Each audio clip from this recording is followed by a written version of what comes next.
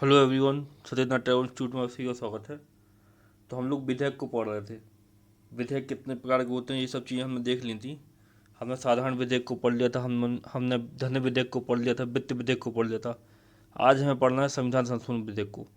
साथ ही साथ हम संयुक्त अधिवेशन के बारे में थोड़ी और जो कुछ चीज़ें रह गई थी वो आपको पढ़ाऊँगा मैं। और हम भारत के बजट को भी देखेंगे, बजट की क्या प्रक्रिया होती है, बजट का किस अनुच्छेद में प्रावधान किया गया, इन सब चीज़ों को हम देखेंगे। सरकार की जो निधियाँ होती है, संचित निधि हो गई, आकस्मिक निधि हो गई, ठीक है, लोक लेखा अकाउंट जो होता है वो, उन सारी चीज़ों को आज हमें देखना है। तो यदि ये वीडियो आपको अच्छी लगे तो वीडियो को लाइक कीजिएगा, शेयर कीजिएगा, कमेंट कीजिएगा, साथ ही हमारे चैनल को सब्सक्राइब कीजिएगा। तो चलिए लेक्चर की शुरुआत करते हैं। संविधान संशोधन विधेयक हमें पढ़ना है। तो देखो संविधान संशोधन विधेयक होता क्या है। तो देखो संविधान संशोधन मैंने आपको पढ़ाया था, है ना। आर्टिकल 368 के तहत संविधान संशोधन होता है। हमारे संविधान में तीन प्रकार के संशोधन होते हैं। एक होता है साधारण बहुमत से, एक होता है विशेष बहुमत से, और एक होता है विशेष बहुमत से एवं आधे से अधिक राज्यों के अनुसमर्थन से। तो जो आर्टिकल 368 था, मैंने आपको बताया था कि साधारण विधेयक से जो संशोधन होते हैं संविधान में वो आर्टिकल 368 के तहत नहीं आते, ठीक है ना। आर्टिकल 368 के तहत दो प्रकार के संशोधन आते हैं, वो हैं विशेष बहुमत से संशोधन और विशेष बहुमत से एवं आधे से अधिक राज्यों के अनुसमर्थन से संशोधन, ठीक है। तो उसी संविधान संशोधन की प्रक्रिया को हमें विधेयक के रूप में देखना है कि जब विधेयक आता है, विधेयक मैंने आपको कल बता दिया था कि क्या होता है। विधेयक मतलब होता है कच्चा मसौदा। मतलब जो भी आप संशोधन करने वाले हो या जो भी आप प्रावधान करने वाले हो उसका एक कच्चा ड्राफ्ट जो होता है, जो संसद के सामने पेश किया जाता है, जिस पर चर्चा होती है, बहस होती है, फिर उसको फाइनल ड्राफ्ट में चेंज किया जाता है, फाइनल कागज बनता है, ठीक है ना। वो फिर वो पारित होता है, फिर जब राष्ट्रपति के हस्ताक्षर उस पर हो जाते हैं तो अधिनियम बन जाता है। ये सब चीज़ें हमने कल देख ली थी। तो संविधान संशोधन जो है, संविधान संशोधन में जो जो पढ़ा था, अब संविधान संशोधन का विधेयक कैसे आता है, ठीक है, उसके लिए क्या क्या प्रावधान है उनको हमें पढ़ना है, ठीक है। तो चलो स्टार्ट करते हैं। तो देखो प्रावधान, संविधान संशोधन का प्रावधान किस भाग में है भारत के संविधान के, तो भाग 20 में अनुच्छेद 368 के तहत है। फिर प्रकार क्या क्या है उसमें, भाग मतलब वो भाग 20 अनुच्छेद 368 जो संविधान संशोधन है उसके प्रकार कौन से हैं, तो एक है विशेष बहुमत से, ठीक है, संसद का विशेष बहुमत, और दूसरा दूसरा है विशेष बहुमत से संसद का एवं आधे से अधिक राज्यों के अनुसमर्थन से, ठीक है ना। तो दो प्रकार से संविधान संशोधन होता है। अब हम देखते हैं संविधान संशोधन विधेयक की प्रक्रिया की संविधान संशोधन विधेयक की प्रक्रिया होती क्या है। तो देखो पहला पॉइंट इसमें, ऐसा विधेयक किसी भी सदन में प्रस्तुत किया सकता है, ठीक है ना।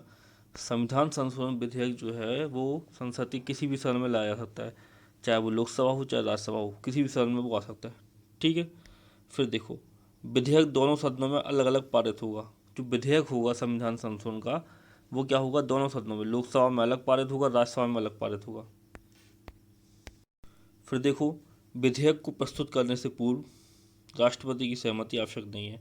धन विधेयक जब हम पढ़ रहे थे तो मैंने आपको बताया था कि धन विधेयक जो होता है वो राष्ट्रपति की पूर्व सहमति के बाद पेश किया जाता है, ठीक है। लेकिन संविधान संशोधन विधेयक को पेश करने के लिए या पारित करने के लिए राष्ट्रपति की पूर्व सहमति की आवश्यकता नहीं होती है, ठीक है। तो ऐसा विधेयक किसी भी सदन में प्रस्तुत किया सकता है, किसी भी सदन में आप ला सकते हो, दोनों सदनों में अलग अलग पारित होगा वो, ठीक है। और विधेयक को प्रस्तुत करने के लिए राष्ट्रपति की पूर्व सहमति आवश्यक नहीं है। विधेयक पर गतिरोध होने पर संयुक्त अधिवेशन नहीं हो सकता। यदि संविधान संशोधन विधेयक को लेकर जो दोनों सदन हैं संसद के, एक लोकसभा एक राज्यसभा, यदि उन दोनों के बीच में किसी भी प्रकार का मतभेद है, ठीक है ना, उनमें कोई भी दिक्कत है, उनमें आपसी सहमति नहीं है संविधान संशोधन विधेयक को लेकर, तो उसके लिए संयुक्त बैठक नहीं हो सकती, ठीक है ना। मतलब संयुक्त अधिवेशन नहीं हो सकता। जो मैंने आपको संयुक्त अधिवेशन बताया था वो नहीं हो सकता उसके लिए, ठीक है ना। उसको अलग अलग ही पारित कराना पड़ेगा। जब दोनों सहमत होंगे दोनों सदन तभी वो पारित हो पाएगा। फिर देखो आगे, विधेयक के दोनों सदनों या दोनों सदनों व राज्यों से पास होने के उपरांत राष्ट्रपति की स्वीकृति को भेजा जाता है। समझ आप बात को। अब ये जो लिखा ना यहाँ पे कि विधेयक को दोनों सदनों से या दोनों सदनों व राज्यों से पास होने के उपरांत राष्ट्रपति की स्वीकृति के लिए भेजा जाता है, ठीक है। तो दोनों सदनों से पास हो करने के मतलब दोनों सदनों से पास होने का मतलब है कि यदि वो संशोधन जो आपका संवैधानिक संशोधन है यदि वह इस प्रक्रिया से हो रहा है, विशेष बहुमत है संसद का, जिसमें केवल संसद का विशेष बहुमत चाहिए, तो वो दोनों सदनों से पारित होना चाहिए। यदि फिर दूसरा लिखा है आपका, देखो दूसरा पॉइंट क्या लिखा था इसी में, मतलब क्या लिखा था आगे देखो, कि राज्यों से, ठीक है ना, पास होने के उपरांत, मतलब विधेयक दोनों सदनों या दोनों सदनों व राज्यों से पास होने के उपरांत, ठीक है ना। तो यदि दूसरी प्रक्रिया से आपका संवैधानिक संशोधन हो रहा है, मतलब दूसरा प्रकार है संविधान संशोधन का, तो उसके लिए संसद के दोनों सदनों से तो पारित होने करने पड़ाना पड़ेगा, साथ ही साथ आधे से अधिक राज्यों का भी अनुसमर्थन उसको चाहिए, ठीक है ना। तो वही चीज़ें लिखी हुई है, ठीक है। जब वह दोनों सदनों से पास हो जाएगा तो फिर क्या होगा, राष्ट्रपति की स्वीकृति के लिए भेजा जाएगा। राष्ट्रपति इस पर सहमति देने हेतु बाध्य है, ठीक है ना। वीटो का प्रयोग नहीं कर सकते। जो राष्ट्रपति की वीटो शक्तियाँ जो होती हैं, ठीक है ना, किसी विधेयक के संबंध में, उनका प्रयोग वो संविधान संशोधन विधेयक पर नहीं कर सकते। यदि संविधान संशोधन विधेयक दोनों सदनों से पारित होने के बाद में राष्ट्रपति के पास भेजा जाता है स्वीकृति के लिए, तो राष्ट्रपति उस पर अपनी स्वीकृति देने के लिए क्या है, बाध्य है। तो ये हो गई प्रक्रिया पूरी संविधान संशोधन विधेयक की, कि होता क्या क्या है संविधान संशोधन विधेयक में। संविधान संशोधन को तो हमने पहले ही पढ़ लिया था, आर्टिकल 368 के तहत जितने प्रमुख संविधान संशोधन है उनको भी हमने देख लिया था, ये सब चीज़ें तो पढ़ ली थी। उसकी प्रक्रिया की थी क्या थी, कि विधेयक किस सदन में लाया सकता है, दोनों सदनों में लाया सकता है, ठीक है ना। दोनों सदनों से अलग अलग पारित होगा, दो प्रकार से होता है। तो यदि विशेष बहुमत से पारित हो रहा है तो दोनों दोनों सदन जो है उनकी अनुमति आवश्यक है, उनकी उनसे मतलब पारित होना जरूरी है। यदि विशेष बहुमत प्लस आधे से अधिक राज्यों का अनुसमर्थन, इस प्रकार से यदि इस प्रकार का संवैधानिक संशोधन है तो फिर आधे से अधिक राज्यों का अनुसमर्थन भी आवश्यक है दोनों सदनों के साथ साथ। तो ये सब चीज़ें हमें देखनी थी। तो ये आपका हो गया संविधान संशोधन विधेयक। तो विधेयक खत्म हो गया, विधेयक के प्रकार देख लिए, विधेयक देख लिया। अब हम देख लेते हैं संयुक्त अधिवेशन को। संयुक्त अधिवेशन मतलब संयुक्त बैठक। यदि किसी भी प्रावधान को लेकर, किसी भी विधेयक को लेकर दोनों सदनों लोकसभा और राज्यसभा के बीच में किसी भी प्रकार की अनबन है, ठीक है ना, उनके बाद में उनके बीच में किसी भी प्रकार का मतभेद है, तो उसके लिए क्या होता है, संयुक्त अधिवेशन होता है। तो उसको हम पढ़ लेते हैं। तो देखो संयुक्त अधिवेशन, संवैधानिक उपबंध जो है संयुक्त अधिवेशन के लिए वो है अनुच्छेद 108 में, ठीक है ना। कभी भी क्वेश्चन आता है कि संयुक्त अधिवेशन का उपबंध किस अनुच्छेद में किया गया है, तो संयुक्त अधिवेशन का उपबंध किया गया है अनुच्छेद 108 में। हारी भाषा में आहूत करना, मतलब संयुक्त अधिवेशन बुलाता कौन है, तो राष्ट्रपति बुलाता है हमेशा। कभी भी क्वेश्चन आए कि संयुक्त अधिवेशन निम्नलिखित में से किसके द्वारा बुलाया जाता है, तो राष्ट्रपति के द्वारा बुलाया जाता है, ठीक है। अब हम देख लेते हैं संयुक्त अधिवेशन के कारण क्या है, कि संयुक्त अधिवेशन क्यों बुलाया जाता है, ठीक है ना। संयुक्त अधिवेशन हमने देख लिया। संयुक्त अधिवेशन का मतलब होता है कि लोकसभा और राज्यसभा साथ में बैठेगी, ठीक है ना, साथ में बैठ के कोई कार्रवाई में भाग लेगी, ठीक है ना, या साथ में सदन चलता है जब लोकसभा और राज्यसभा दोनों साथ में बैठते हैं, तो उसको बोलते हैं संयुक्त अधिवेशन। संयुक्त अधिवेशन की अध्यक्षता हमेशा करते हैं लोकसभा के अध्यक्ष, ठीक है। सारी चीज़ें देखो लिखी हुई हैं, लिख तो मैंने दी PDF में, और कुछ चीज़ें दी उसमें नहीं लिखी है तो मैं आपको बोल के बता रहा हूँ, ठीक है ना। तो ध्यान से सुनना चीज़ों को। तो संयुक्त अधिवेशन की अध्यक्षता कौन करता है, लोकसभा अध्यक्ष करता है। चलो ठीक है। अब हम देखते हैं कारण कि संयुक्त अधिवेशन करने की नौबत क्यों आती है, मतलब संयुक्त अधिवेशन क्यों करना पड़ जाता है संसद को, तो वो चीज़ हमें देखना है। तो देखो, जब एक सदन द्वारा पारित विधेयक दूसरे सदन द्वारा अस्वीकार कर दिया जाता है, ठीक है ना। मान लो लोकसभा ने कोई विधेयक को पारित कर दिया, ठीक है, और राज्यसभा ने उसको अस्वीकृत कर दिया, तो ऐसी स्थिति में क्या होता है, संयुक्त अधिवेशन बुलाया जाता है। आ रही है, ऐसी स्थिति में संयुक्त अधिवेशन बुलाया जाता है। फिर देखो अगला, विधेयक में किए जाने वाले संशोधनों के बारे में दोनों सदन अंतिम रूप से असहमत हो गए हों, ठीक है।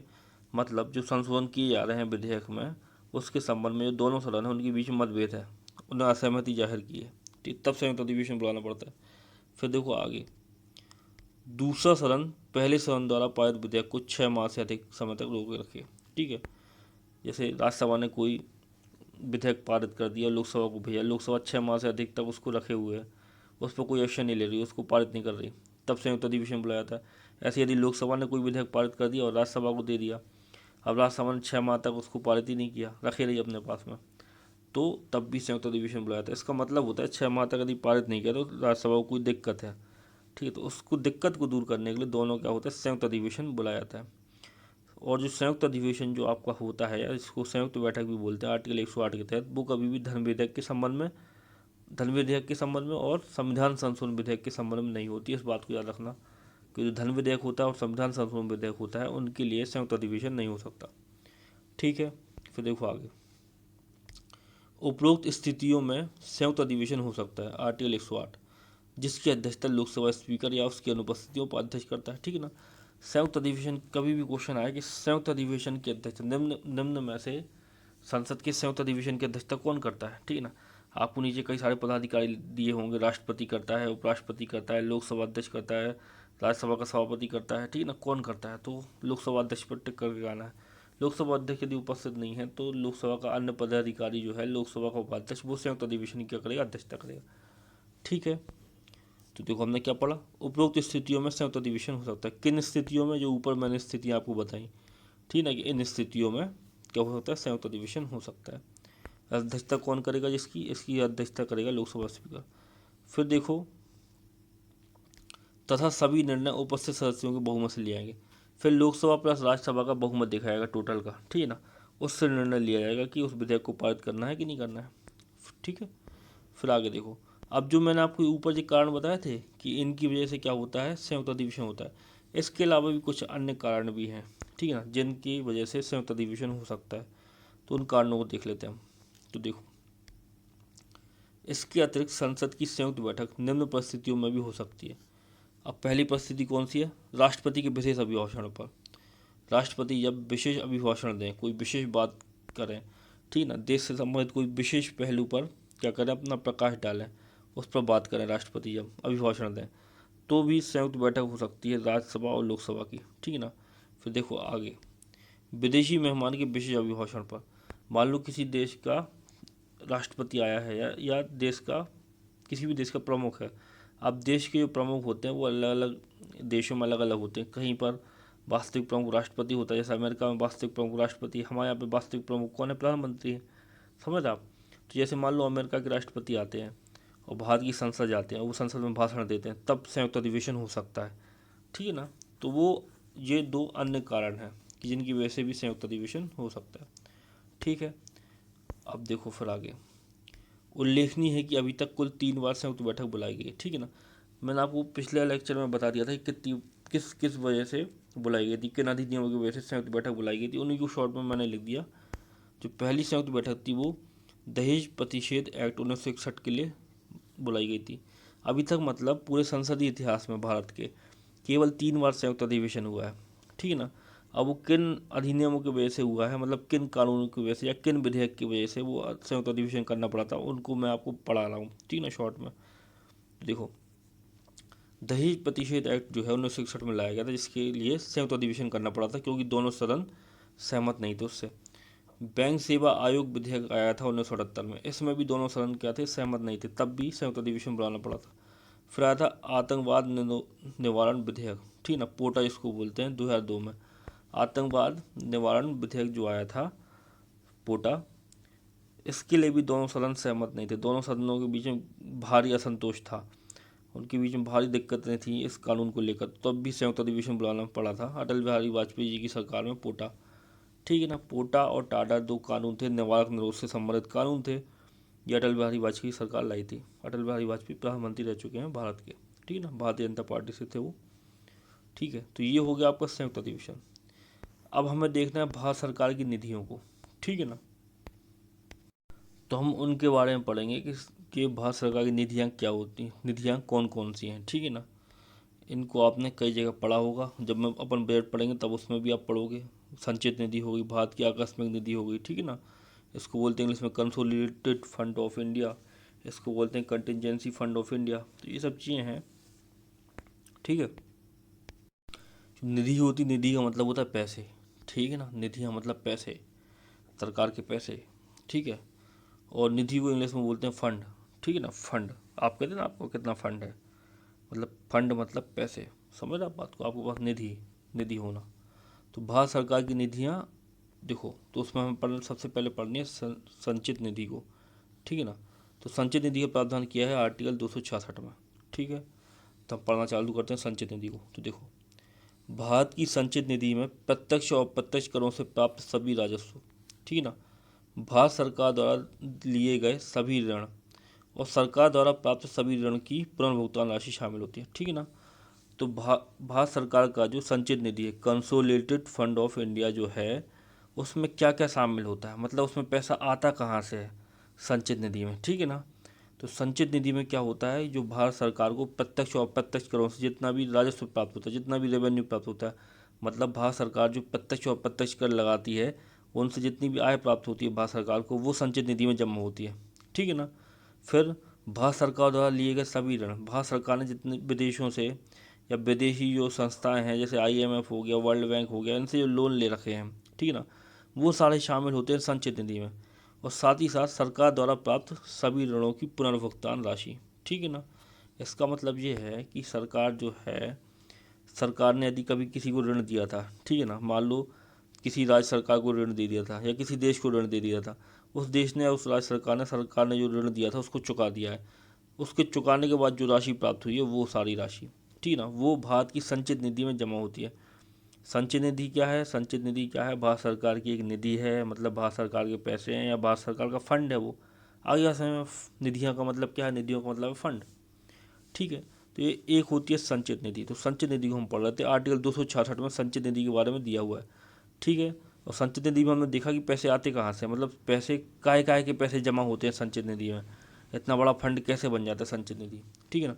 तो उसमें क्या होता है, प्रत्यक्ष और अप्रत्यक्ष करों से प्राप्त सभी राजस्व, मतलब सरकार ने जो प्रत्यक्ष कर लगाकर और अप्रत्यक्ष कर लगाकर जितने भी धन अर्जित किया वो सब संचित निधि में जमा होता है। भारत सरकार द्वारा लिए गए सभी ऋण, मतलब भारत सरकार ने विदेशों से या देश के अंदर, ठीक है, जितने भी ऋण लिए हैं वो सारे काय में शामिल होते हैं, संचित निधि में शामिल होते हैं। साथ ही साथ भारत सरकार ने जो ऋण दिए थे दूसरे देशों को या राज्य सरकार को, ठीक है ना, जिसको भी दिए थे, उसने वो ऋण चुका दिया है, तो उससे प्राप्त राशि भी संचित निधि में शामिल होती है।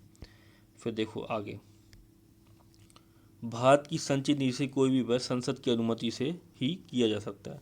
संसद द्वारा इसके लिए विनियोग विधेयक पारित किया था। ठीक है ना। आगे बात है हमें संचित निधि से, अब संचित निधि में मैंने आपको ये तो बता दिया कि पैसे आते कहाँ से हैं। ठीक है ना। संचित निधि क्या है? भारत सरकार का एक फंड है। ठीक है। अब संचित निधि में पैसे कहाँ से आते हैं वो मैंने आपको बता दिया कहाँ से आते हैं भाई। करों से, जो अप्रत्यक्ष प्रत्यक्ष कर लगाती केंद्र सरकार, उससे आते हैं। और ऋण लेती है उससे आते हैं। साथ ही साथ ऋण दिया था जिसको, उसने जो राशि लौटा दी उससे आते हैं पैसे। अब इससे यदि संचित निधि से भारत सरकार को कोई खर्च करना है, ठीक है ना, फंड हमारे पास काय के लिए होता है, जैसे आपके पास बोले हम, जैसे मेरे पास 5 लाख रुपए फंड है, तो मेरे पास वो फंड है काय के लिए? उसमें खर्चा करने के लिए। ठीक है ना। तो इसी प्रकार से सरकार के पास जो संचित निधि है, अब सरकार उसी से खर्चा करेगी, ठीक है ना, देश को चलाने के लिए केंद्र सरकार। अब जो संचित निधि है, यदि उससे उसको कोई भी खर्च करना है तो उसको खर्च करने के लिए संसद में विधेयक लाना पड़ेगा। ठीक है ना। और विनियोग विधेयक लाना पड़ता है। ठीक है। विनियोग विधेयक आगे हम पढ़ेंगे होता क्या है। तो विनियोग विधेयक जब सरकार लाएगी तभी वो संचित निधि से पैसा निकाल सकती है। ठीक है ना। बिना संसद की अनुमति के वो पैसा ही निकाल सकती है। विनियोग विधेयक पहले संसद में लाएगी, फिर दोनों सदनों से वो पारित होगा। समझ रहा बात को। तो ये चीज़ है। फिर देखो, अनुच्छेद 266 में ही राज्यों की संचित निधि का भी वर्णन है। जिस प्रकार केंद्र की संचित निधि है, ठीक है ना, उसी प्रकार क्या है, राज्यों की भी संचित निधि है। राज्यों की संचित निधि का प्रावधान भी अनुच्छेद 266 में किया गया है। ठीक है। आगे व्यवसाय में, तो ये हो गई हमारी क्या, संचित निधि। समझ रहे आप बात को। आपने बजट का नाम सुना? बजट, बजट पास होता है, सरकार बजट लाती है। बजट में क्या होता है? बजट में होता है कि सरकार को जितनी भी आय प्राप्त हुई है, साथ ही साथ सरकार कितना व्यय करने वाली है, कौन सी योजना चलाने वाली है, किस योजना में कितना पैसा है वो देने वाली है, शिक्षा के क्षेत्र में कितना पैसा देना चाहती है, ठीक है ना, रोजगार के लिए कितना पैसा देगी, ये सब चीज़ों का क्या होता है, बजट में प्रावधान होता है। ठीक है ना। समझ रहे आप बात को। तो ये बजट होता है। अब बजट में जो प्रावधान होते हैं और उनके लिए जो खर्चा चाहिए, ठीक है ना, वो क्या होता है, वो खर्चा संचित निधि से ही आता है। संचित निधि से ही बजट का खर्चा निकलता है। आ रही है उसमें आप। तो ये चीज़ है कि बजट में जो प्रावधान है उनको पूरा करने के लिए धन आता है, या जो धन निकाला जाता है वो भारत की संचित निधि से निकाला जाता है। फिर देखो, एक और निधि होती है, उसको बोलते हैं आकस्मिक निधि। ठीक है ना।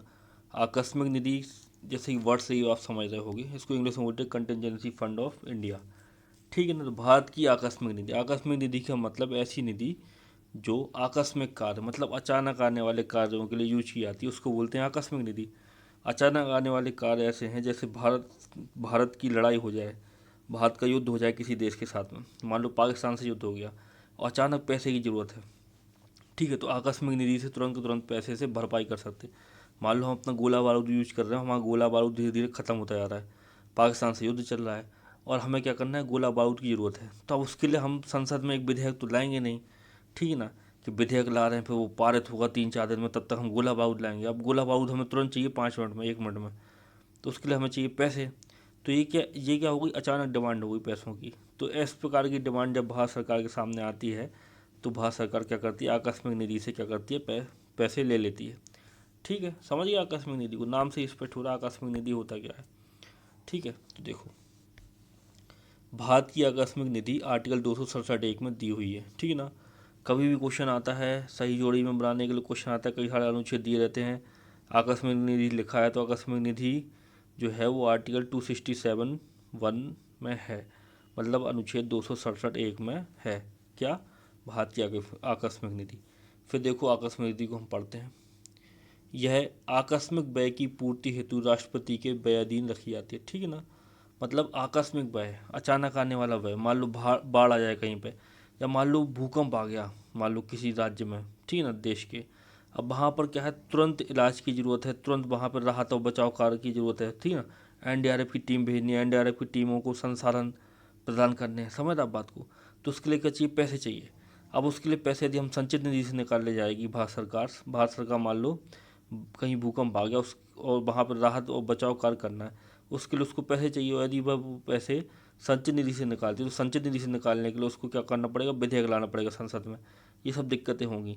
तो वो संचित निधि से न निकाल के आकस्मिक निधि से निकाल लेती है, और तुरंत के तुरंत क्या होती है, रिलीफ देती है जो देश के नागरिक होते हैं उनको। तो आकस्मिक निधि बनी इसके लिए, ठीक है ना।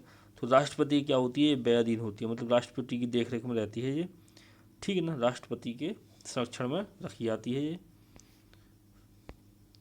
ठीक है। अब वो भाषाई चीज़ें लिखी हुई हैं जो मैंने आपको बता दिया, वही चीज़ लिखी। देखो, इस निधि से ऐसे आकस्मिक और अनअपेक्षित व्यय की पूर्ति की जाती है जिसे संसद के अनुमोदन तक टाला नहीं जा सकता। वही मैंने बताया ना आपको कि ऐसा कोई भी खर्च जिसको तुरंत के तुरंत करना है हमें पूरा, ठीक है ना, तुरंत के तुरंत हमें वो खर्च करने की जरूरत है, और जिसके लिए संसद के अनुमोदन तक रुका नहीं जा सकता, मतलब संसद के अनुमोदन तक उस खर्च के लिए रुका नहीं जा सकता, वो आकस्मिक खर्च है, उस खर्च को करते हैं आकस्मिक निधि से, ठीक है ना।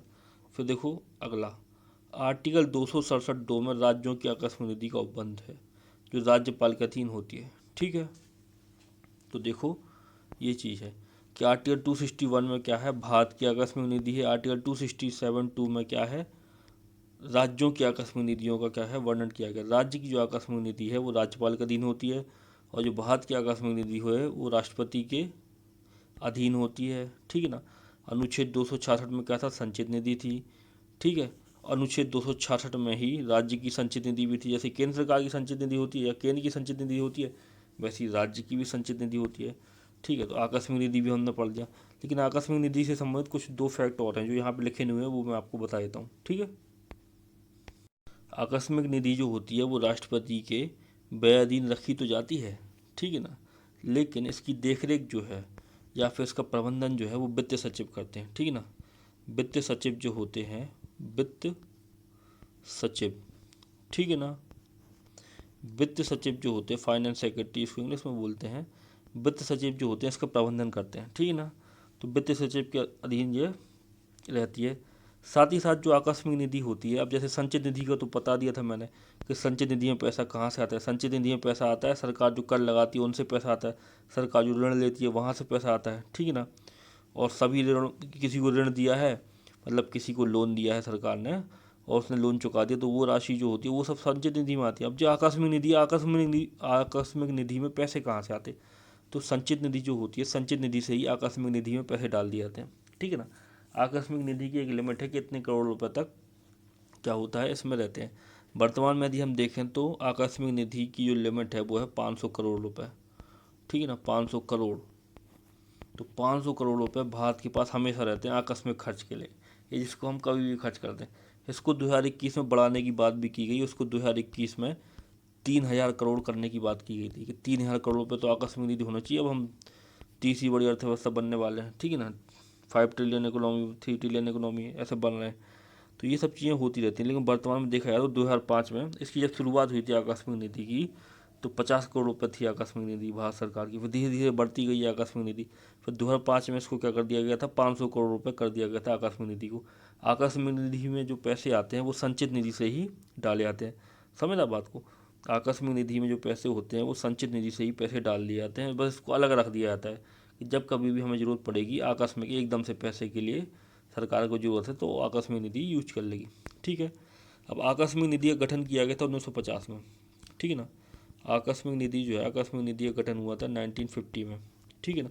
आकस्मिक निधि का गठन करने के लिए क्या हुआ था, एक अधिनियम पारित किया गया था। तो आकस्मिक निधि के लिए क्या किया गया था, आकस्मिक निधि का गठन किया गया था। आकस्मिक निधि का गठन किया गया था 1950 में। इसके लिए क्या हुआ था, एक अधिनियम पारित हुआ था। उस अधिनियम का मैंने नाम लिख दिया है, पढ़ के बता देता हूँ यदि समझ में नहीं आता है तो। देखो, भारत की आकस्मिक निधि, ठीक है ना, अधिनियम 1950, ये एक अधिनियम पारित किया था संसद ने, भारत की आकस्मिक निधि अधिनियम 1950। उसके तहत क्या हुआ, क्या किया गया, 1950 में आकस्मिक निधि या कंटिजेंसी फंड ऑफ इंडिया का क्या हुआ, स्थापना की गई थी, ठीक है ना। इतनी बातें आपको समझ में आ गई। एक और चीज़ आपको आकस्मिक निधि के बारे में इंटरेस्टिंग बताता हूँ मैं। देखो, आकस्मिक निधि मान लो 500 करोड़ रुपए है, और सरकार ने क्या किया, 50 करोड़ रुपए इसमें से निकाल के खर्च कर दिए तुरंत। कहीं भूकंप आ गया और सरकार ने क्या किया, 50 करोड़ रुपए खर्च कर दिए। अब जब 50 करोड़ रुपए जो है, ठीक है ना, 50 करोड़ रुपए जब सरकार ने निकाले तो निकल आसानी से जाएंगे, ठीक है ना। संसद को बताने की जरूरत नहीं है कि कैसे क्यों निकाले, किस वजह से निकाले, ये सब चीज़ें बताने की जरूरत नहीं है। लेकिन जब सरकार 500 करोड़ में से 50 करोड़ रुपए निकालेगी, ठीक है ना, 500 करोड़ में से 500 करोड़ में से 50 करोड़ यदि सरकार ने निकाल लिए, ठीक है ना, अब क्या है, बच्चे कितने, 450 करोड़ रुपए, ठीक है। अब सरकार क्या करेगी, जो 50 करोड़ रुपए जो निकाले थे, ठीक ना, आकस्मिक निधि थे, वो संचित निधि से फिर 50 करोड़ लेकर वो आकस्मिक निधि में जमा कर देगी, ठीक है। सरकार क्या करेगी, फिर से ऐड कर देगी 50 करोड़ रुपए, तो फिर से क्या हो जाएगा, 500 करोड़ रुपए हो जाएंगे संचित निधि में। कितने हो जाएंगे टोटल, फिर से हो जाएंगे 500 करोड़ रुपए।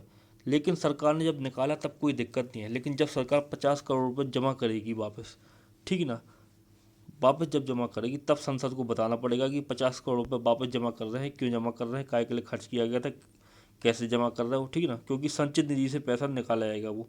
आ गई बात समझ में। तो ये चीज़ है, आ रही बात समझ में, कि जब सरकार आकस्मिक निधि से पैसे निकालेगी तो उसको कोई दिक्कत नहीं, वो आराम से निकाल सकती, कोई रोक टोक नहीं है। लेकिन जितने पैसे निकाले हैं फिर वो बाद में जमा करेगी, और जमा कहाँ से करेगी, वो संचित निधि से निकाल के जमा करेगी आकस्मिक निधि में फिर से। और जब वो जमा करेगी तब संसद को बताना पड़ेगा कि भाई कितने रुपए जमा कर रहे हो, कब निकाले थे, क्यों निकाले थे, ये सब चीज़ें बतानी पड़ेगी। तो ये थी इंटरेस्टिंग बातें आकस्मिक निधि से संबंधित कुछ। फिर हम देख लेते हैं अगली नीति जो है भारत सरकार की। वो अगली निधि जो भारत सरकार की है उसको बोलते हैं भारत की लोक निधि, ठीक है ना। लोक निधि भी बोलते हैं इसको, लोक खाता भी बोलते हैं इसको, सार्वजनिक खाता भी इसको बोलते हैं, पब्लिक अकाउंट भी इसको बोलते हैं इंग्लिश में, ठीक है। तो लोक खाता, लोक निधि, सार्वजनिक खाता को हमें पढ़ना है, ठीक है। देखते हैं फिर। तो देखो, भारत की लोक निधि, लोक खाता या सार्वजनिक खाता, आर्टिकल 266(2). कभी भी क्वेश्चन आता है कि भारत की जो सार्वजनिक निधि है या भारत की लोक निधि है वो किस आर्टिकल के तहत है, तो आर्टिकल 266(2) के तहत है।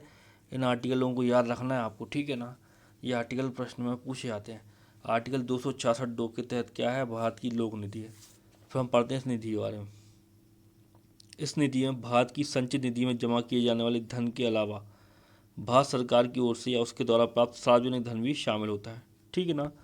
जो भारत की लोक निधि है इसको सार्वजनिक खाता क्यों बोलते हैं, क्योंकि इसमें सार्वजनिक धन जमा होता है, मतलब लोगों का धन जमा होता है इसमें। सार्वजनिक धन का मतलब है लोग, देश के नागरिक, उनका धन भी क्या में जमा होता है, भारत की लोक निधि या पब्लिक अकाउंट या सार्वजनिक खाता में जमा होता है, इसलिए इसको बोलते हैं लोक निधि, ठीक है ना।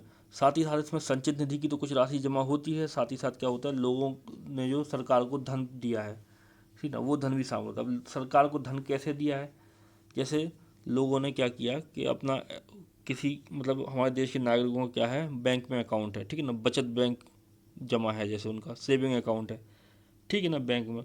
तो उसमें क्या करेंगे, वो पैसे डालेंगे बैंक में। बैंक के ऊपर रहता है आरबीआई का नियंत्रण, समझ आप बात को। तो वो पैसे कहीं ना कहीं बैंक में बहुत सारे देश के नागरिक पैसे जमा कर रहे हैं, उन पैसों को कहीं ना कहीं सरकार की जिम्मेदारी है कि उन पैसों की रक्षा करे, बैंक भाग ना जाए, ठीक है ना, बैंक भाग ना जाए, बैंक फ्रॉड ना कर दे, इसके लिए आरबीआई उस पर नियंत्रण रखता है। आरबीआई मतलब रिजर्व बैंक ऑफ इंडिया नियंत्रण रखता है। तो सरकार ने क्या किया, जो लोगों ने क्या किया, बैंक में जमा करके पैसे जो बैंक में जमा किए, साथ ही साथ लोगों ने क्या कर लिया, भविष्य निधि ले ली, ठीक है ना। जो भविष्य निधियाँ होती हैं वो ले ली, लाइफ इंश्योरेंस जिसको बोलते हैं, इन सब ये सब ले ली। साथ ही साथ जो न्यायिक जमा है, मतलब कुछ जो न्यायिक जमा था वो, विभागीय जमा जो है, ठीक है ना, ये सब जमा जो होता है वो सरकार के पास जमा होता है। ये सारी चीज़ें मतलब आप कहीं न किसी बैंक में, किसी न किसी कंपनी से, एलआईसी से आपने क्या कर लिया, कोई इंश्योरेंस ले ली, ये सब चीज़ें हैं आपने दी, ठीक है ना। उन पर नियंत्रण किसका है, आरबीआई का है। सरकार क्या करती है, इन सब चीज़ों की रक्षा के लिए क्या करती है सरकार, सरकार ने एक अकाउंट बना दिया पूरे देश का, पूरे देश के लोगों का, कि लोग जो बैंक में पैसा दे रहे हैं, जो आपकी फाइनेंशियल अन्य इंस्टीट्यूशन है वहाँ से इंश्योरेंस आप ले रहे हो, उसमें पैसे दे रहे हो, ठीक है ना। तो ये या आप पोस्ट ऑफिस में पैसे जमा कर रहे हो, तो इन सब के लिए क्या किया सरकार ने, इन सब की रक्षा के लिए आपके पैसे की क्या कर लिया, एक खाता बना दिया जिसको बोलते हैं लोक खाता या सार्वजनिक खाता या भारत की लोक निधि। तो ये क्या है, लोक निधि या सार्वजनिक खाता या भारत की लोक निधि क्या है, नागरिकों द्वारा सरकार के माध्यम से जमा किया हुआ धन है, जिसकी सरकार क्या करती है, देख रेख करती है। आगे बात समझ में, ठीक है। फिर देखते हैं आगे। इस निधि से भुगतान संसदीय अनुमोदन के बिना किया जा सकता है। ऐसा भुगतान बेरिंग लिख के यहाँ पे बैंकिंग लिखा है, ठीक है ना, BANKING, ठीक है ना, बैंकिंग लिखा है, ये समझ जाना आप। इस निधि से भुगतान संसदीय अनुमोदन के बिना किया जा सकता है। ऐसे भुगतान बैंकिंग लेन देन के रूप में होते हैं, ठीक है। तो सरकार के माध्यम से आप जो पैसा जमा करते हो, बैंकों में जमा कर रहे हैं, ठीक है ना, जैसे SBI में कर दिया आपने, या आपने पोस्ट ऑफिस में कर दिया, ठीक है ना, या आपने कोई इंश्योरेंस ले ली, तो सरकार के पास जो पैसा रहता है, सरकार ने क्या किया, इसका अकाउंट बना दिया। तो सरकार क्या करती है, इससे खर्च करती रहती है पैसे। लेकिन इसका मतलब ये नहीं कि सरकार खर्च करती है तो वो सरकार आपके पूरे पैसे खर्च कर देगी। जब आपको चाहिए पैसे, जैसे आपने मान लो एक दिन पहले जमा किया था किसी बैंक में, सेविंग अकाउंट में पैसा अपना, आपको परसों क्या है, आपको रुपए की ज़रूरत है, आप परसों निकालना चाहते हो और आपने 2 दिन पहले जमा किए थे, तो आप परसों के परसों निकाल सकते हो, उस पर कोई इफेक्ट नहीं पड़ेगा। लेकिन जो आपके जमा पैसे रहते हैं, सरकार क्या करती है, उनसे आप खर्च भी करती है, ठीक है ना, चीज़ों को खर्च करती है, विभिन्न योजनाओं में लगाती है, ठीक है। लेकिन आपके पास आपके पैसे वापस आते रहते हैं, ठीक है। तो वो होता है सार्वजनिक अकाउंट, और सरकार इससे पैसे, सरकार को इस अकाउंट से पैसे खर्च करने के लिए संसद का अनुमोदन आवश्यक नहीं है। समझ आप, जो नॉर्मल बैंकिंग लेन देन होता है उसी के माध्यम से सरकार क्या कर सकती है, इसका आदान प्रदान कर सकती है। तो ये हो गई लोक निधि आपकी, ठीक है ना। तो यहाँ पे आपकी ख़त्म हो रही सारी निधियाँ। निधि यदि आपको समझ में नहीं आती तो आप मेरे को कमेंट में बता देना। आपको जो भी टॉपिक पॉलिटी का कोई भी टॉपिक जो आपको समझ में नहीं आ रहा, वो आप मेरे को बता देना कमेंट में, मैं अलग से आपके लिए वीडियो बना दूंगा उसके ऊपर, ठीक है ना। तो सारी चीज़ों को पढ़ते आना आप, ठीक है ना। और सारा मटेरियल, जितना भी मटेरियल होता है वो सारा मैं ऐड कर देता हूँ, पूरा मैं PDF में लिख देता हूँ, कुछ चीज़ें लिखी नहीं रहती हैं उनको बोल देता हूँ, ठीक है। तो कहीं से भी आपको कोई इफेक्ट बाहर नहीं जा रहा है, बस आप समझते जाओ चीज़ों को, ठीक है ना। MCQ करते हो, MCQ डाल रहा हूँ मैं, घटना चक्र के MCQ डाल रहा हूँ, मौलिक अधिकार का डालूंगा अब, ठीक है। बाकी सारी चीज़ें मैंने कर ली हैं, ठीक है। तो ये आपकी क्या हो गई, सरकार की निधियाँ खत्म हो गई। अब हम पढ़ते हैं बजट के बारे में। तो हमें देखना है संसद में बजट के, बजट होता क्या है, ठीक है। तो देखो बजट, ठीक है ना, बजट आपने कई बार सुना होगा कि बजट पेश हुआ है, अंतरिम बजट पेश हुआ है, ठीक है ना, चुनावी बजट पेश हुआ है। तो ये सब क्या है, मीडिया, बजट जो है, बजट शब्द जो है कोई ऑफिशियल शब्द नहीं है, मतलब संविधान में कोई बजट शब्द लिखा हुआ नहीं है। बजट के लिए संविधान में लिखा हुआ है वार्षिक वित्तीय विवरण, ठीक है ना, ये लिखा ना वर्ड वार्षिक वित्तीय विवरण। तो संविधान में क्या है, वार्षिक वित्तीय विवरण लिखा हुआ है, लेकिन बजट शब्द का कहीं उल्लेख नहीं है। बजट शब्द जो है हमारे देश की मीडिया ने और हम लोगों ने आप खुद से चूज़ कर लिया, उसको हम बोलने लगे बजट। लेकिन बजट का जो संविधान में उल्लेख नहीं है, मतलब बजट शब्द का उल्लेख नहीं, बजट का तो उल्लेख है लेकिन दूसरे नाम से, वो नाम है वार्षिक वित्तीय विवरण के नाम से, ठीक है। तो हम बजट को पढ़ना चालू करते हैं। बजट के बारे में आपने सुना होगा, बजट जो होता है, बजट क्या होता है, बजट सरकार हर वित्तीय वर्ष में पास करती है। हमारा जो वित्तीय वर्ष होता है सरकार का, वो होता है 1 अप्रैल से 31 मार्च तक, ठीक है ना। 2024 में 1 अप्रैल से चालू होगा और 2025 में 31 मार्च को ख़त्म होगा, ठीक है ना। तो वित्तीय वर्ष होता है 1 अप्रैल से 31 मार्च। आगे वर्ष में 2024 में चालू होगा 1 अप्रैल से, और 2025 में 31 मार्च को ख़त्म हो जाएगा एक वित्तीय वर्ष।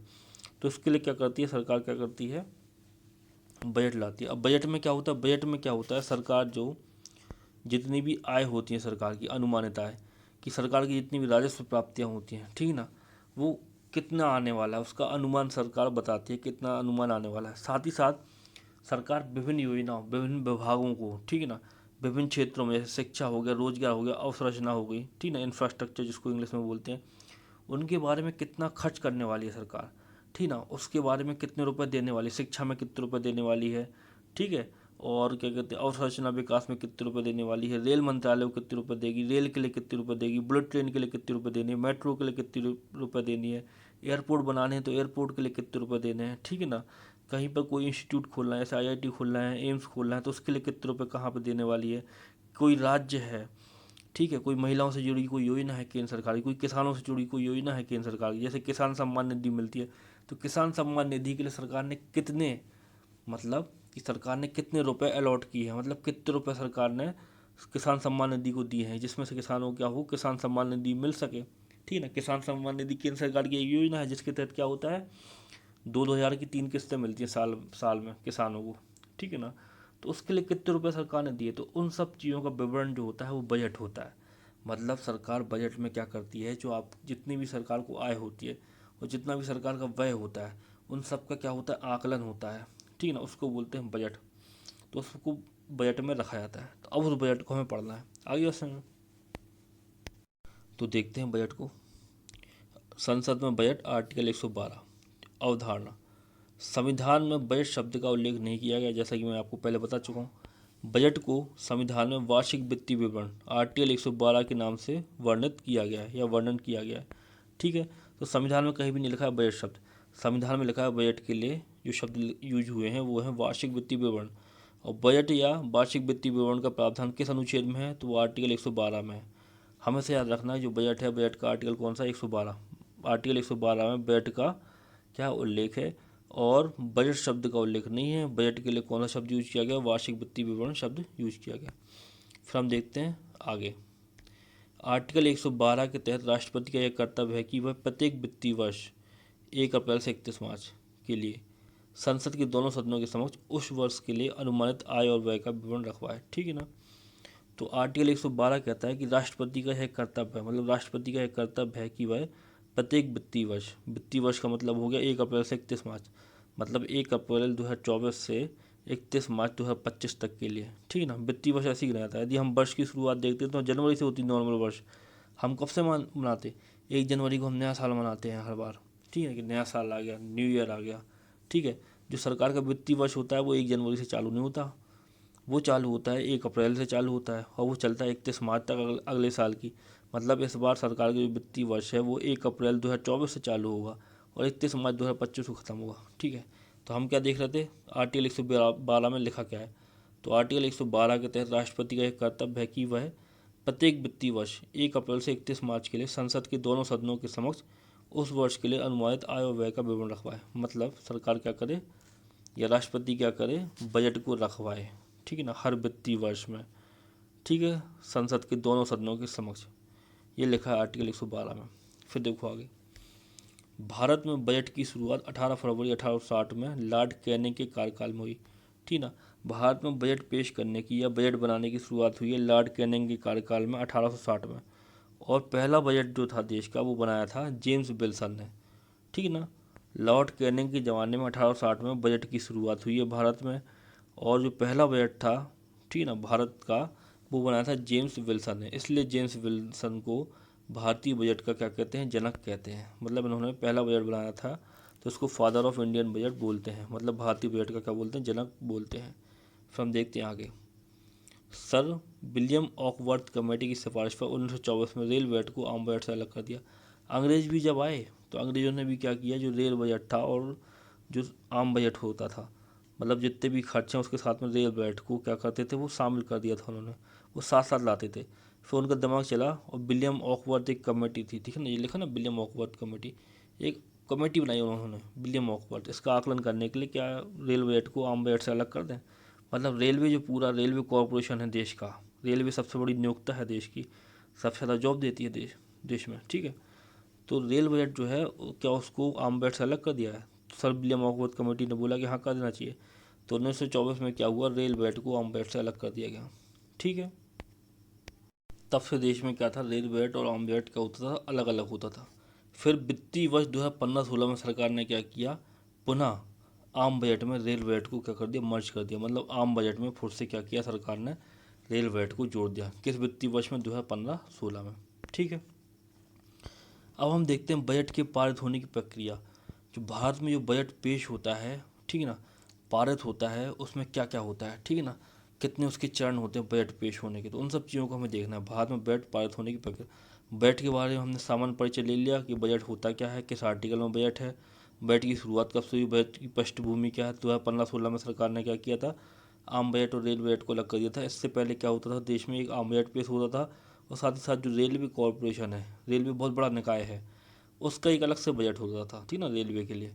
तो उन दोनों को क्या किया, मर्ज कर दिया 2015-16 में। अब हमें पढ़ना है भारत में बजट की प्रक्रिया, कि बजट की प्रक्रिया क्या है, बजट कैसे पारित होता है, कौन पेश करता है, क्या होता है, इन सब चीज़ों को हमें देखना है। तो चलिए देखते हैं। देखो, बजट पारित होने की प्रक्रिया भारत में, वित्त मंत्री द्वारा लोकसभा में फरवरी माह में बजट पेश किया था, ठीक ना। हमारे देश की वित्त मंत्री कौन है वर्तमान में? हमारे देश की वित्त मंत्री है निर्मला सीतारमण जी, ठीक ना। साउथ इंडिया से आती हैं ये। साउथ इंडिया में क्या है, साउथ इंडिया से क्या है, लोकसभा की सदस्य। तो क्या होता है, वित्त मंत्री, सामान्यतः वित्त मंत्री क्या होते हैं, फरवरी माह में बजट को पेश करते हैं। यदि सरकार चाहे, मतलब कि यदि प्रधानमंत्री चाहें, तो वित्त मंत्री के अलावा भी किसी और अन्य मंत्री से भी बजट को पेश करा सकते हैं। अब क्योंकि वित्त मंत्री जो होते हैं या फाइनेंस मिनिस्टर जो होते हैं, उनका काम होता है भाई वित्त से संबंधित, ठीक है ना, फंड से संबंधित, तो उन्हीं को ये कार्य सौंपा जाता है कि आप ये बजट पेश करो फरवरी माह में। यदि प्रधानमंत्री चाहते हैं या मंत्रिपरिषद चाहती है कि कोई और मंत्री क्या करे, बजट पेश करे, तो वो कर सकते हैं, ठीक है ना।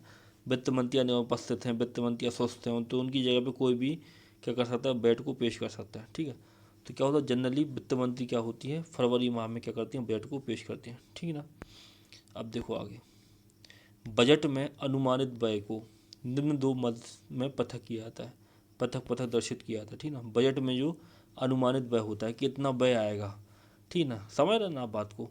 जैसे आप कॉपी लेने जा रहे हो, ठीक है, अब आपको कॉपी लेने जाना है परसों, ठीक है, लेकिन आपने क्या किया, एक एस्टिमेट कर लिया कि आपको कितनी कॉपी लेनी है, आपको 10 कॉपी लेनी है लिखने के लिए, ठीक है। तो 10 कॉपी के लिए आपने हिसाब लगा लिया कि भाई 100 रुपये की एक कॉपी आएगी, तो 10 कॉपी के लिए हमें 1,000 रुपये चाहिए, ठीक है ना। तब तो हमारी 10 कॉपी आ पाएंगे यदि 100 रुपये की एक कॉपी आ रही। तो क्या कर लिया आपने, 1,000 रुपये पहले ही अपने पास में रख लिए, समझ रहा बात को। और फिर आप परसों जाओगे कॉपी लेने के लिए, तो 1,000 रुपये जो आपके हो गए वो बजट है। इसी प्रकार जो बजट होता है, बजट में क्या होती है, विभिन्न योजनाएं होती हैं, उन विभिन्न योजनाओं के लिए क्या होता है, पैसे अलॉट किए जाते हैं, मतलब उनके लिए बताए जाते हैं कि इस योजना में इतने पैसे लग जाएंगे, उस योजना में इतने पैसे लग जाएंगे, ठीक है ना। तो वही होता है अनुमानित व्यय, समझ रहे आप बात को, कि किस योजना में कितने पैसे लगने वाले हैं, किस चीज़ में कितना खर्च होने वाला है, ठीक है। तो वही चीज़ देखो, तो बजट में जो अनुमानित व्यय होती है उसको निम्न दो मद में पृथक पृथक दर्शित किया जाता है, ठीक है। अब हम उन मदों को देखते हैं जिसमें क्या होती है, अनुमानित व्यय को दिखाया जाता है। तो देखो, भारत की संचित निधि पर भारत व्यय, और भारत की संचित निधि से व्यय के लिए अपेक्षित धनराशियाँ, ठीक है। अब यहाँ पर आपको कन्फ्यूज नहीं होना है।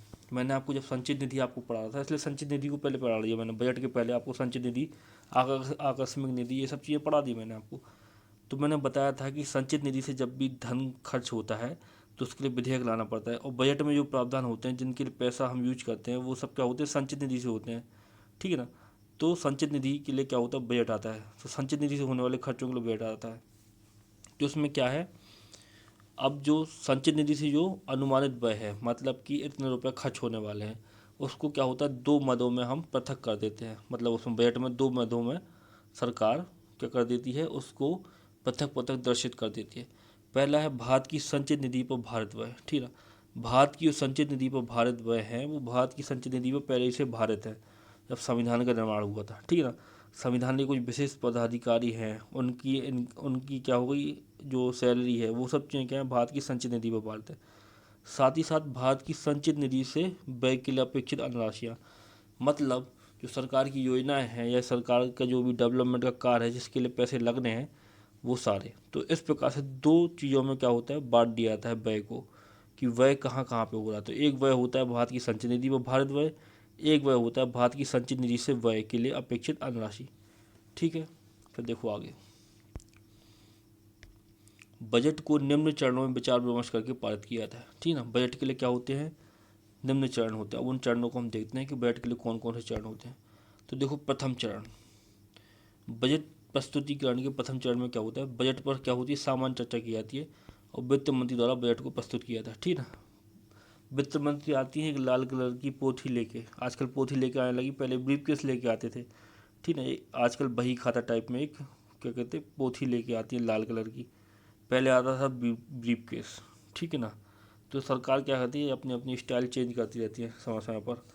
तो वो एक पोथी टाइप की लेके आती है, उसका फिर वाचन करती है, उसको फिर पढ़ के बताती है, काय में, संसद में, ठीक है ना।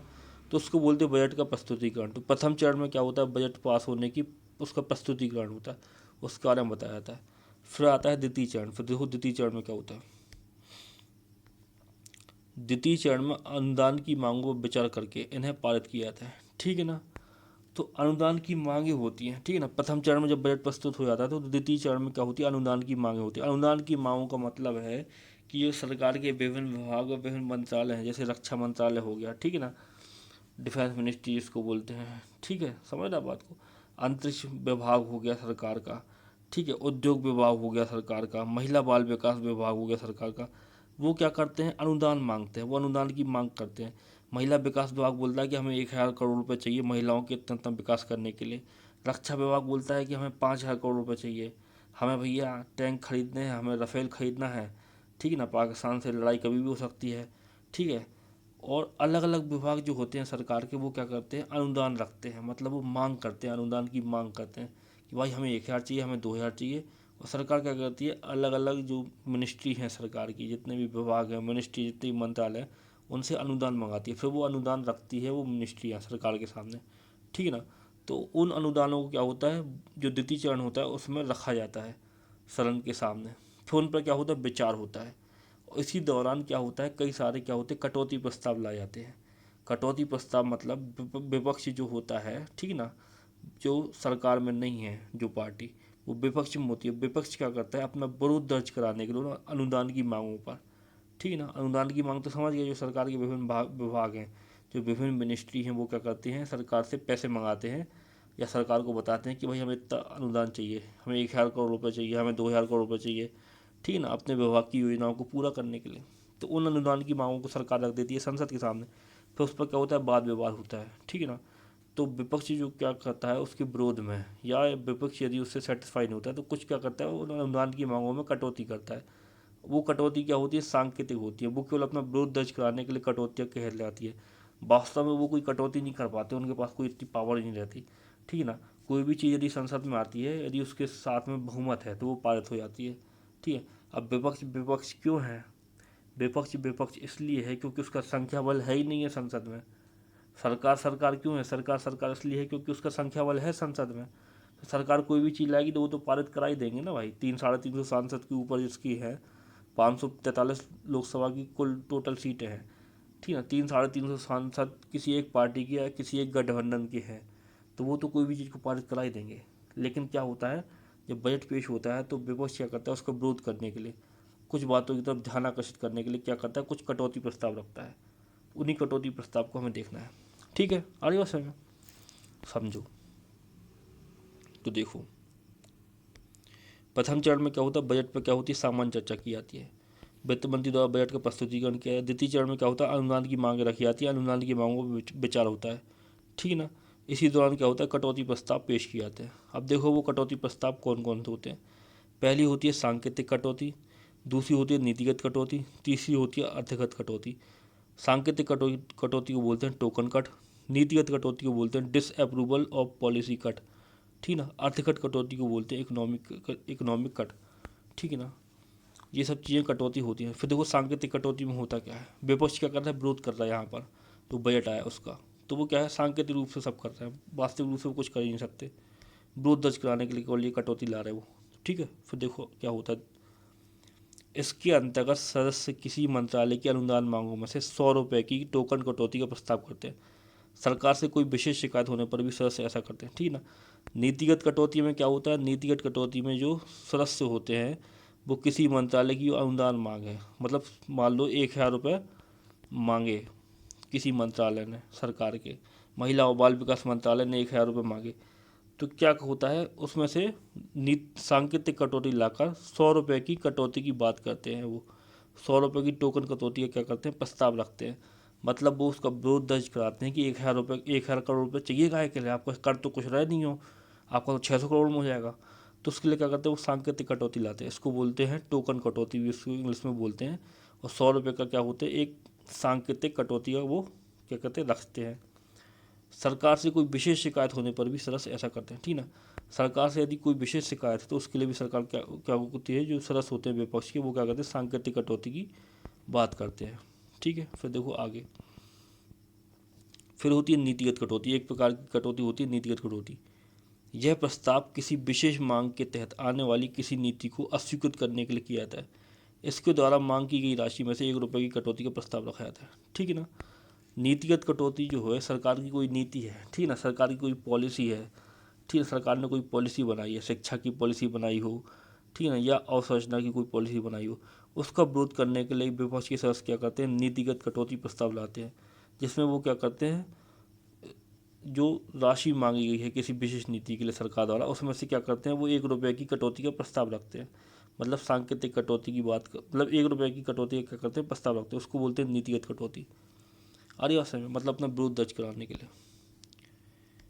एम लग गया यहाँ पे लिखा इस प्रस्ताव को प्रस्तुत करते समय सदस्य को यह बताना पड़ता है कि वह किस नीति में कटौती चाहता है। यह कटौती प्रस्ताव का क्या है, सबसे गंभीर रूप है। ठीक है ना।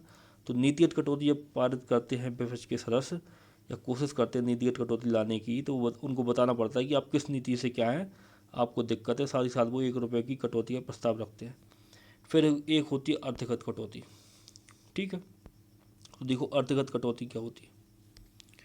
यह प्रस्ताव किसी विशिष्ट मद के लिए मांगी गई राशि में कमी करने के लिए लाया जाता है। इसका मूल उद्देश्य खर्च में कमी लाना है। ठीक है ना। सरकार ने मान लो रक्षा विभाग जो है, या रक्षा मंत्रालय, डिफेंस मिनिस्ट्री जो है, ठीक, उसके लिए सीधे 20,000 करोड़ रुपये कर दिए। तो विपक्ष में क्या हुआ, खलबली मची कि 20,000 करोड़ रुपये क्या करने वाले हैं, लड़ाई करेंगे क्या चाइना से। ठीक है ना। तो उन्होंने क्या किया, उसका विरोध करने के लिए कि 20,000 करोड़ रुपये क्यों मांग रहे रक्षा मंत्रालय। ठीक ना। उसके लिए क्या किया उन्होंने, क्या किया, अर्थगत कटौती की बात की उन्होंने। उनका मूल उद्देश्य क्या है कि सरकार इसमें कमी लाए, सरकार का ध्यान आकर्षित करना कि वो इसमें कमी लाए। तो उसके लिए क्या करते हैं, अर्थगत कटौती प्रस्ताव लाते हैं विपक्ष के सदस्य। ठीक है ना। फिर देखो आगे, उपरोक्त कटौती प्रस्ताव यदि पास हो जाए तो सरकार को त्यागपत्र देना पड़ता है। यह अविश्वास प्रस्ताव की भांति होता है। ठीक है ना। अविश्वास प्रस्ताव मैंने आपको पढ़ाया था कि अविश्वास प्रस्ताव जो है विपक्ष के सदस्य लाते हैं सरकार के खिलाफ, यदि सरकार से वो नाखुश होते हैं। और यदि अविश्वास प्रस्ताव पारित हो जाता है तो सरकार को क्या करना पड़ता है, अपना इस्तीफा देना पड़ता है। उसी प्रकार से अर्थगत कटौती लाते हैं सरकार के खिलाफ, सरकार के किसी विभाग के खिलाफ, उसकी कुछ विशिष्ट मांगों के ऊपर। यदि अर्थगत कटौती प्रस्ताव जो विपक्ष लाया है, यदि वो पारित हो जाता है तो भी सरकार को क्या करना पड़ता है, इस्तीफा देना पड़ता है। वैसे ये प्रस्ताव पारित नहीं हो पाती क्योंकि सरकार के पास बहुमत होता है, लेकिन वो सांकेतिक रूप से ये सब कटौती करते हैं, नीतिगत कटौती, अर्थगत कटौती। ठीक है ना। तो ये कटौतियाँ करते हैं। तो पहला चरण क्या था, बजट प्रस्तुतिकरण का, बजट पारित होने के चरण देख रहे हैं हम। पहला चरण क्या था, बजट का प्रस्तुतिकरण, वित्त मंत्री करती हैं बजट का प्रस्तुतिकरण। द्वितीय चरण क्या होता है, द्वितीय चरण में अनुदान की मांगें रखी जाती है, अनुदान की मांगों पर विचार होता है। ठीक ना। और द्वितीय चरण में ही विपक्ष क्या करता है, ध्यान आकर्षण करने के लिए बजट पर सांकेतिक कटौती, नीतिगत कटौती और अर्थगत कटौती करता है। फिर हम देखते हैं तृतीय चरण, बजट पास करने का तृतीय चरण क्या है, तीसरे चरण में क्या होता है। तो देखो, इसमें विभागों से संबंधित स्थायी समितियों द्वारा छानबीन की जाती है। वर्ष 1994-95 के बाद प्रत्येक वर्ष मांगे संसद के समक्ष पेश किए जाने के बाद दोनों सदनों को लगभग 1 माह के लिए स्थगित कर दिया जाता है, ताकि संबंधित स्थायी समितियां उसका निरीक्षण कर सकें। वर्तमान में 24 विभागीय समितियां। ठीक है। तो तृतीय चरण में क्या होता है, जो सरकार के विभिन्न विभागों ने अनुदान की मांगें रखी हुई हैं, ठीक है ना, तो उसमें क्या हो, विस्तृत चर्चा हो सके। अब जो संसद के सदस्य होते हैं वो कोई चर्चा नहीं कर पाते, वो केवल बहस करते हैं और कोई एक चीज़ पकड़ के वो उस पर ध्यान आकर्षित करते हैं। अब जो मेन काम जो संसद का होता है वो समितियां करती हैं। समितियों में विपक्ष के सदस्य और सरकार के सदस्य सभी शामिल होते हैं। वो समितियां क्या करती है, उन पर विचार करती है। जो अनुदान की मांगें पेश हुई थी द्वितीय चरण में, उन अनुदान की मांगों पर विचार करती हैं कि वो सही है कि नहीं है। तो इसके लिए क्या है, 24 विभागीय समितियां बनाई गई हैं बजट में जो अनुदान की मांगें रखी गई हैं उनके लिए। तो क्या होता है कि इसके लिए क्या होता है, जब बजट पेश हो जाता है तो उसके बाद में दोनों सदन जो होते हैं, लोकसभा और राज्यसभा, उनको 1 माह के लिए स्थगित कर दिया जाता है। मतलब सत्र खत्म नहीं होता, बजट सत्र खत्म नहीं होता, केवल 1 माह के लिए क्या होता है, स्थगित कर दिया जाता है। ठीक है ना, तृतीय चरण में। ठीक है ना। ताकि संबंधित जो स्थायी समितियां हैं वो उसका निरीक्षण कर सकें। वर्तमान में क्या है, 24 विभागीय समितियां आ गई होगी भाषा में। तृतीय चरण में क्या होता है, अनुदान की मांगें जो होती हैं उन पर विस्तृत चर्चा करने के लिए क्या होता है, तृतीय चरण में विभागीय समितियों को वो अनुदान की मांगें या बजट सौंप दिया जाता है, वो उस पर चर्चा करती हैं। साथ ही साथ 1 माह के लिए स्थगित कर दिया जाता है किसको, सदन को। ठीक है ना। फिर 1 माह बाद फिर से चालू कर लिया जाता है। ठीक है। फिर देखो चतुर्थ चरण, चतुर्थ चरण में क्या होता है, बजट पास करने के चतुर्थ चरण, इसमें ग्लोटन समापन की प्रक्रिया अनुदान की मांगों को पारित होने के लिए 26 दिन का समय निर्धारित है। अतः सभी मांगों पर चर्चा नहीं हो पाती, तो निर्धारित समय के अंतिम सभी मांगों को एक साथ मतदान के लिए रख दिया जाता है। इस व्यवस्था को ग्लूटन कहते हैं। ठीक है ना। जो अनुदान की मांगें पेश की गई थी, ठीक है ना, दूसरे चरण में, तृतीय चरण में क्या हुआ, अनुदान की मांगों को समितियों को सौंप दिया, जिसमें समितियां उन पर क्या कर सकें, विस्तृत चर्चा कर सकें, विस्तृत विचार विमर्श कर सकें।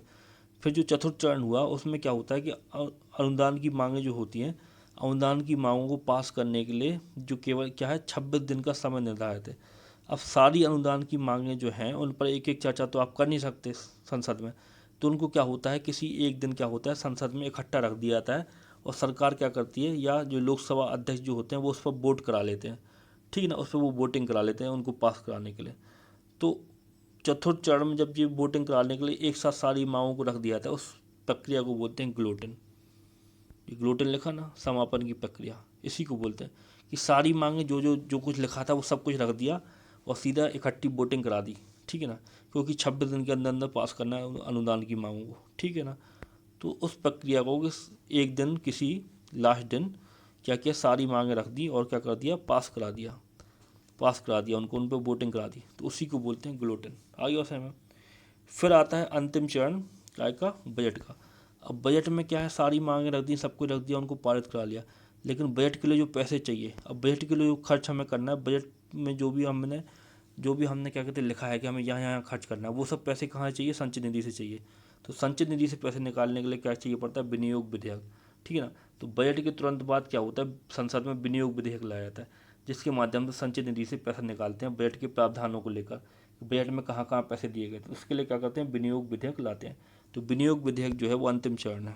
ठीक है ना, समझ आप बजट की प्रक्रिया का 4 चरण है, प्रथम चरण, द्वितीय चरण, तृतीय चरण, चौथा चरण और 5वां चरण मान लो उसको, या चौथे चरण में ही विनियोग विधेयक शामिल है। ठीक है ना, तो देखो विनियोग विधेयक, अनुच्छेद 114 के अनुसार भारत की संचित निधि में से कोई भी धन संसद के द्वारा विधि अनुरूप ही निकाला जाएगा, अर्थात संचित निधि से धन विनियोग विधेयक द्वारा ही निकाला जा सकता है। यह एक प्रकार का क्या है, धन विधेयक है, जिस पर अंतिम अधिकार लोकसभा का ही है। समझ रहे आप, जितने भी हमने प्रावधान किए हैं बजट में उनके लिए हमें धन निकालना है।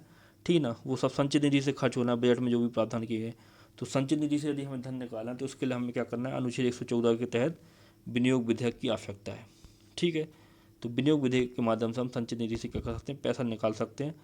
फिर देखो आगे, विनियोग विधेयक में अनुदान की मांगों में संशोधन या परिवर्तन नहीं कर सकते।